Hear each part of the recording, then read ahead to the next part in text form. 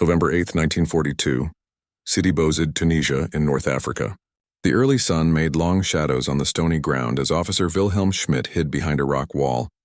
He held his Carabiner 98K rifle firmly in his hands. The bolt was a familiar feeling in his hand after 3 years of fighting. Load a bullet, shoot, pull the bolt back. Before we continue, show your support by subscribing and letting me know where you're watching from. The used shell pops out. Push forward. Load another bullet, take aim, and shoot again. This was the beat of war, he understood. The same beat that had taken German soldiers through Poland, France, and far into Russia. 5 bullets in the inside storage, fired one by one, each one needing him to work the bolt by hand.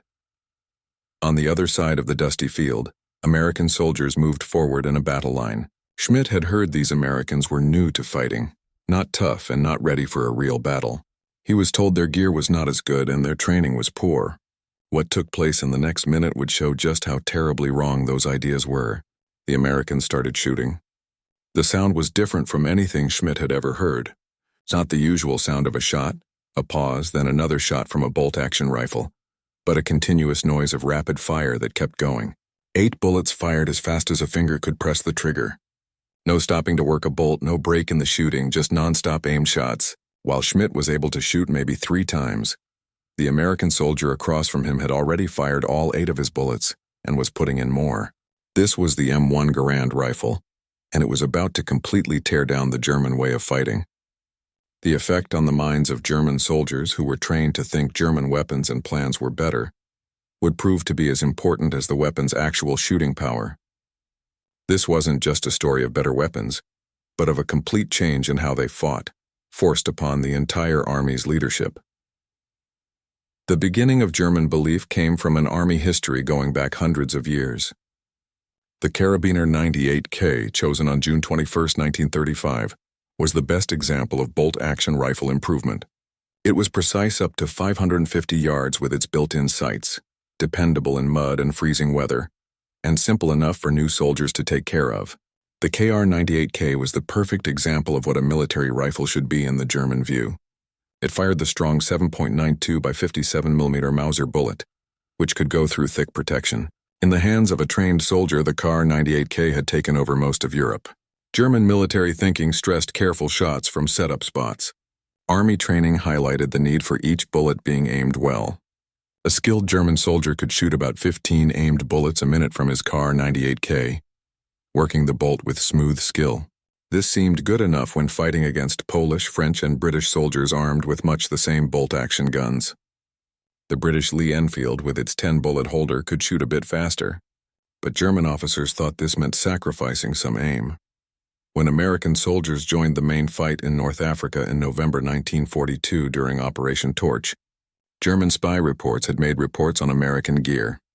These papers described a situation of lots of factory power, but not much battle experience. American soldiers, the report said, depended too much on shooting power and too little on fighting skill.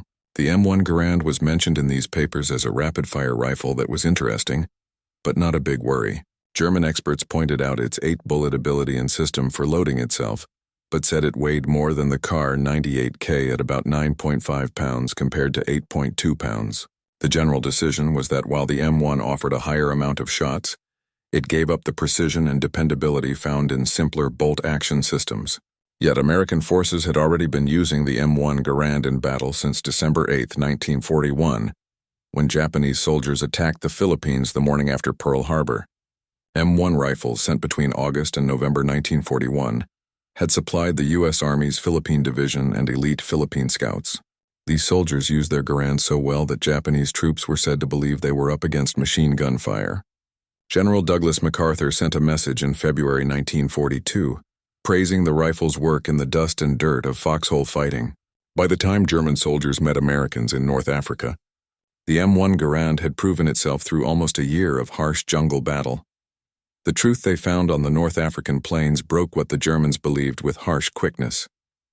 Schmidt's unit set up their defenses, thinking they would halt American advances with controlled, careful shooting.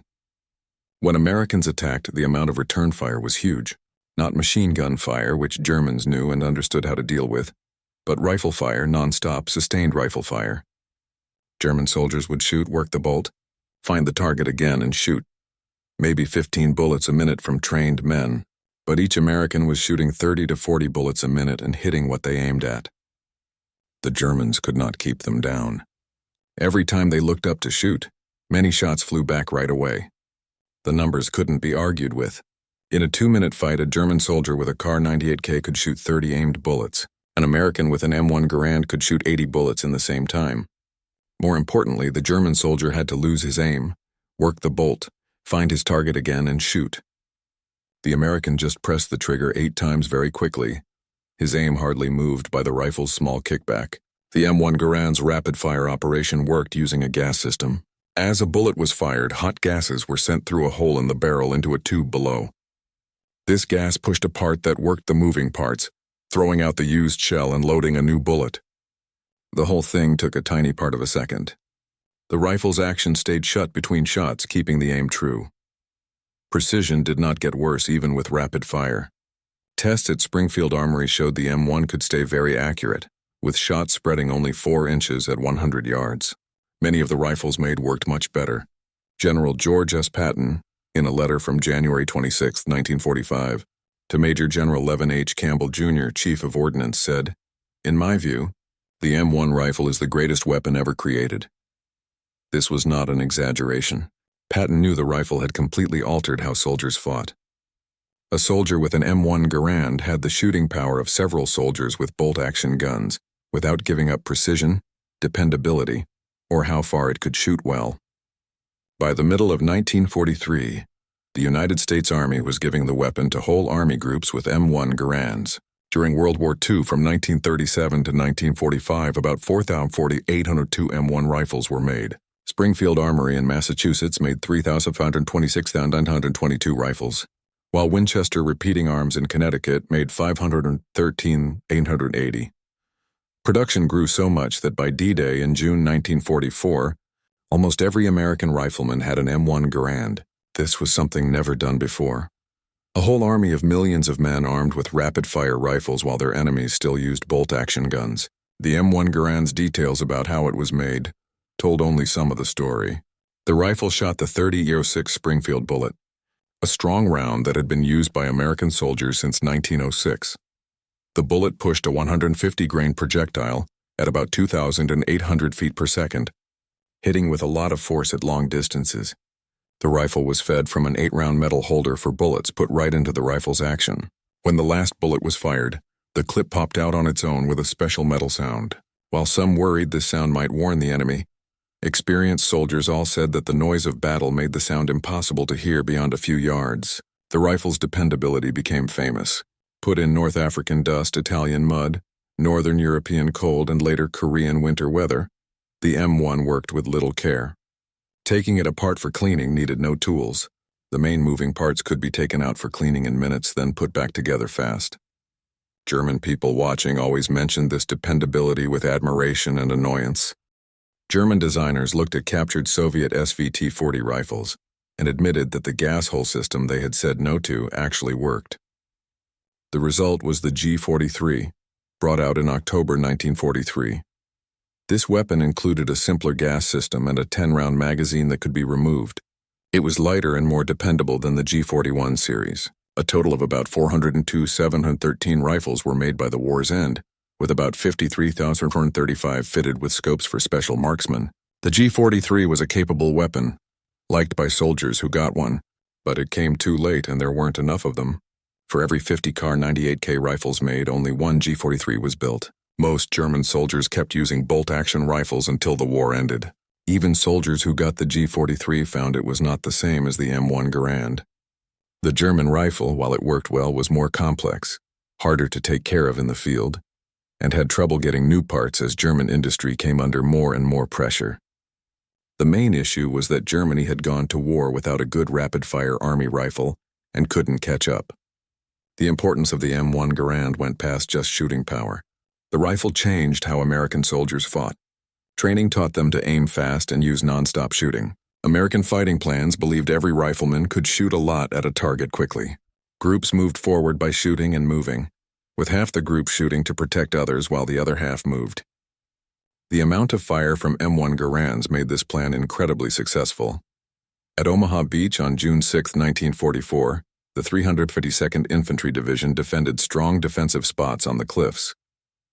This full-strength 12,020-man division was in what should have been spots that couldn't be broken through, with clear views to shoot, strong concrete defenses, and machine guns covering each other. When Americans got to the bottom of the cliffs, their fire was too much to handle. Every man had a rapid-fire rifle and used it all the time.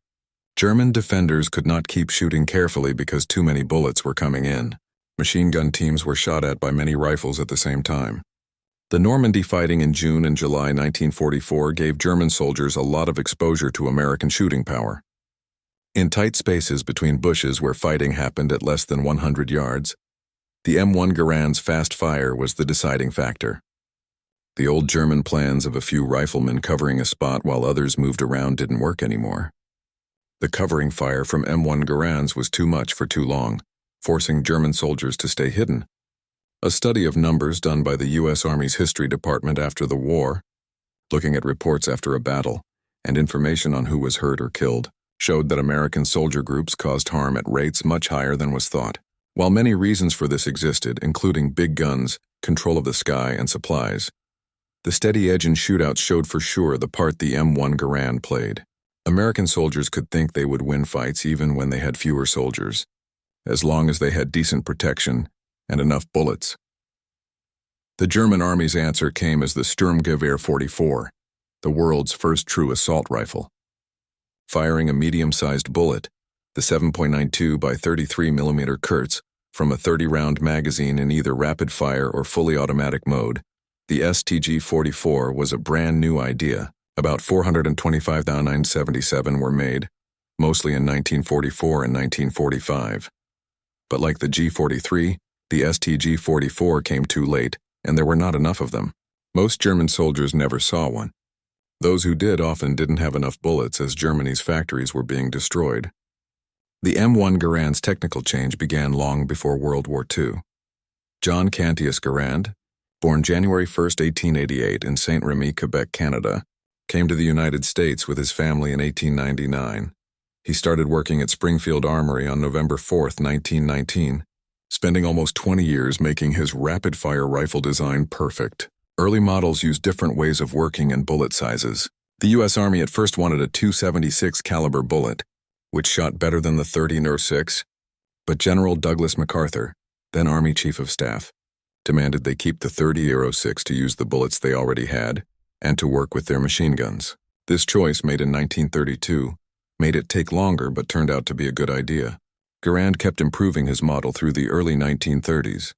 The rifle was tested a lot at Aberdeen Proving Ground and Springfield Armory. Problems were found and fixed. The gas system was made easier, from an early gas trap design to a simpler gas hole system. The trigger part was improved. The stock design was made better for how it felt to hold. On January 9, 1936, the rifle was made the official U.S. rifle, caliber .30-01. The first making of them was slow, with only a few thousand rifles built in 1937 and 1938. Production sped up as war was coming, reaching 600 rifles a day by January 1941. The M1 Garand was used by American forces through World War II, the Korean War, and into the early Vietnam years. It was not officially switched out as the standard Army rifle until the M14 was chosen in 1957, named as the new one on March 26, 1958, with the first shipments to soldiers starting in July 1959. The complete change across all units took until 1961. Even then, M1 Garands were still used by Reserve and National Guard units into the 1970s. The M1 Garand's mental effect on German soldiers showed up in big ways. The weapon showed they had better technology that went against all they had been taught about what Americans could do. German soldiers had been taught by government messages to believe German skill and weapons were the best. When single German soldiers with good gear and training found themselves unable to win shootouts against single American soldiers, the idea that they were better fell apart. After World War II, careful research of small battles always showed American soldiers causing a lot more harm to the enemy in shootouts. The rifle each soldier carried made a difference you could see in how well they fought. American injuries from German rifle fire were a smaller percentage, another sign of the M1's power. German efforts to make up for it with better plans and spots only worked a little. In the end, the huge amount of careful shooting from American soldiers would find targets, stop defensive spots, and let American soldiers move to get near and defeat German positions. The M1 Garand's importance goes past World War II into how new guns are made today. The idea it showed, that soldiers are helped by guns that load themselves, letting them shoot faster without giving up aim, became the basic idea for how guns were made after the war. Every modern Army rifle, from the AK-47 to the M16 to current assault rifles, got the idea from the M1 Garand. It showed that rapid-fire operation was not just possible for Army rifles but necessary. The story of German soldiers meeting American forces with M1 Garands is a moment when better weapons met old ways of fighting well, and showed that better weapons make a huge difference. German soldier training, way of fighting, and how good each soldier was were very good by any standard. But being excellent with bad tools leads to bad outcomes. The M1 Garand gave American soldiers a way to fight well even when they had fewer men, to win shootouts even against experienced soldiers, and to move against strong defenses that should have been impossible to break. From the Philippines to North Africa, from Sicily to Normandy, from the hedgerows to the Rhine, the M1 Garand worked well and dependably. It got its name as one of the best Army rifles ever made, and Patton's famous compliments were well-deserved.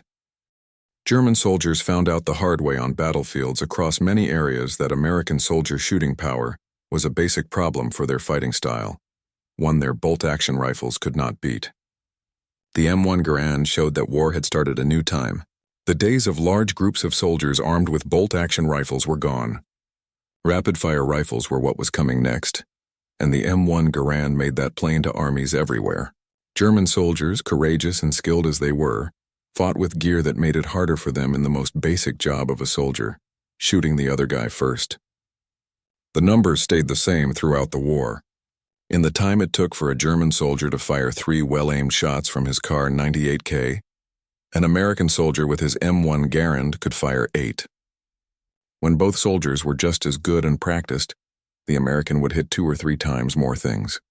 In fights between small groups, this difference became too much to handle. The M1 Garand gave American soldiers more shooting power, even when German forces had more soldiers. German military experts, looking at why they lost in the time after the war, always pointed out the difference in shooting power as very important. Former General Hasso von Manteuffel, who led the 5th Panzer Army during the Battle of the Bulge starting December 16, 1944, wrote in his memories after the war that American soldier shooting power was more than German soldier shooting power, even when German soldiers held defensive spots. The price in lives of the uneven shooting power showed up in the numbers of hurt soldiers. While many things changed how many people were hurt, including big guns, air power, plans, and the land, studies of small battles always showed American soldiers causing a lot more harm in shootouts. The rifle each soldier carried made a difference you could see. German injuries from rifle fire were high throughout the war, and the M1 Garand should get a lot of the credit. In the end, the M1 Garand's effect on World War II went much further than how it was built. It showed American industry planned ahead, had great building skills, and a promise to give the best gear to soldiers. While Germany had trouble with difficult new rifle plans that never really worked out in a big way, America had given its whole army tested, dependable, rapid-fire rifles before the war started. This edge, spread over millions of soldiers and thousands of fights, helped in a real way for the Allies to win. The special sound of an M1 Garand shooting, the metal clink of its clip popping out, the view of American soldiers moving forward with rifles ready to shoot, these things meant the same as the Allied win in Europe and the Pacific. German soldiers learned to know and fear that sound. Understanding it meant they faced enemies who could shoot with too much power quickly and accurately. The M1 Garand was truly the greatest weapon ever created, and its superiority over the Kar 98K was shown without a doubt on battlefields from 1941 through 1945. The rifle didn't win the war by itself. Victory needed all parts of the army working together: control of the sky, factory power, and the bravery of millions. But in small groups where the fighting really happened, the M1 Garand gave an obvious edge you could see that German soldiers could not fight back against well. That edge was important in endless fights, saved American soldiers, and helped end the war faster than it might have happened otherwise. The M1 Garand is a great example of what well-made military gear can do. It showed that putting money into what soldiers can do, Giving them the best gear helps a lot in how well they fight and in winning the fight. The rifle was used by the American Army for more than 20 years, giving guns to soldiers in 3 big wars. Its effect on new rifles still happens now. For German soldiers who faced it in battle, the M1 Garand was a hard lesson about better technology. Superior gear and skilled hands makes a big difference in who wins the fight.